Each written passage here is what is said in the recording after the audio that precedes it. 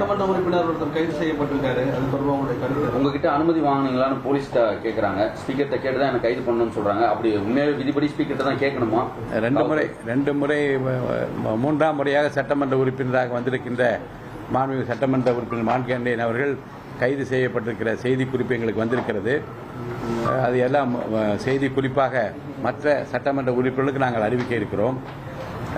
மாண்புமிகு பேரவைத் தலைவரை கேட்டுவிட்டுத்தான் கைது செய்ய வேண்டும் என்கின்ற அந்த விதி இல்லை. அதை பற்றி நான் விளக்கமாக சொல்வது அவருக்கு மட்டுமல்ல, மற்றவர்களுக்கு அது தெளிவாக இருக்க வேண்டும் என்று நான் விரும்புகின்றேன். பேரவைக்கு வெளியே நடக்கிற நிகழ்வுகளில் சட்டமன்ற பேரவைத் தலைவர் எப்படி ஈடுபடலாம் என்பதை பற்றிய அந்த விளக்கத்தை நான் உங்களுக்கு படித்து விடுகிறேன்.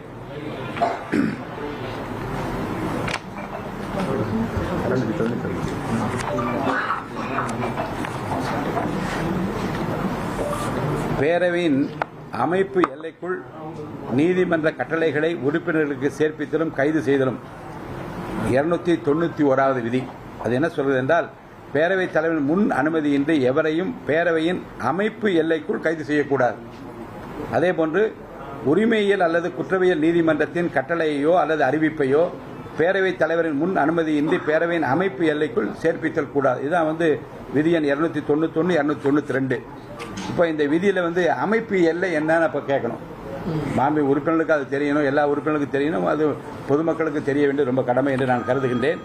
பேரவையின் அமைப்பு எல்லை என்பது சட்டமன்ற பேரவை உறுப்பினர்களை பொறுத்தவரை பேரவை மண்டபம், அதன் புறக்கூடங்கள், அதனை சார்ந்த அலுவலகங்கள், அமைச்சர் அல்லது அறைகள், நூலகம், சிற்றுண்டி சாலை, தலைமைச் செயலகத்தில் உள்ள சட்டமன்ற குழுக்கள் கூடும் அறை, அண்ணா சாலை அரசினர் தோட்டத்தில் உள்ள உறுப்பினர் குடியிருப்பு வளாகத்தில் உள்ள குழுக்கள் கூடும் அறை, நூலகம் மற்றும் பேரவைத் தலைவரால் அவ்வப்போது குறிப்பிடப்படும் இடங்கள் அல்லது கட்டடங்கள், இக்கட்டடங்களை சார்ந்த தாழ்வாரங்கள், படிக்கட்டுகள், பேரவை மண்டபத்திலிருந்து மேலே குறிப்பிடப்பட்டுள்ள இடங்களுக்கு செல்வதற்கான பாதைகள் அனைத்தும் பொருந்தும்.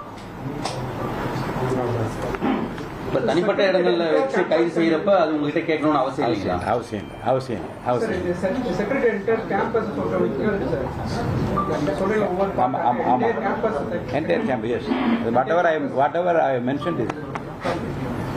இதுதான் அந்த விதியில தெளிவாக குறிப்பிடப்பட்டிருக்கிறது. அந்த அடிப்படையில் வெளியிலே நடக்கிற சம்பவங்களில் பேரவைத் தலைவர் அனுமதி பெற்றுதான் கைது செய்ய வேண்டும் என்று விதியில் இல்லை. ஆனால் அரசு பண்ணதுக்கு பிறகு உங்களுக்கு தகவல் சொல்லணுங்களா? அரசு கைது செய்யப்பட்டவுடன் மாவட்ட கண்காணிப்பாளர் உடனடியாக எனக்கு தகவல் தெரிவித்திருக்கிறார்.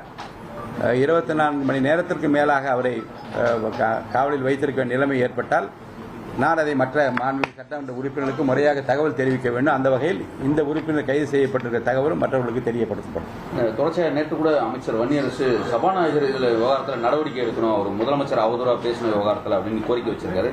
அமைச்சர் விசிகாவுடைய முக்கிய பிரமுகர், நீங்க எப்படி பாக்குறீங்க? இந்த பிரச்சனையில் மாண்புமிகு சட்டமன்ற உறுப்பினர் பேசிய அந்த பேச்சுக்கள் தமிழக மக்களிடையே மிகப்பெரிய வருத்தத்தையும் கோபத்தையும் ஒரு கொந்தளிப்பையும் ஏற்படுத்திய நிலைமைத்தான் ஊடகங்கள் மூலமாக நான் தெரிந்து கொள்ள முடிகிறது.